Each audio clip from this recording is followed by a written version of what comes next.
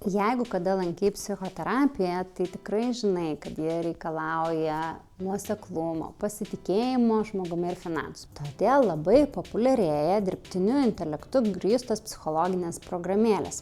Pradedama kalbėti, kad jos gali atstoti psichoterapiją.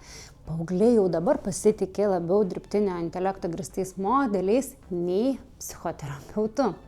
Jie susikuria savo dirbtiniu intelektu grįstus personažus, jaučiasi galintys sakyti bet ką ir tokios komercinio pobūdžio programėlės sparčiai populiarėja. Todėl manau, kad yra svarbu pabrėžti, jog tikras terapinis santykis išlieka esminis ir nepakeičiamas.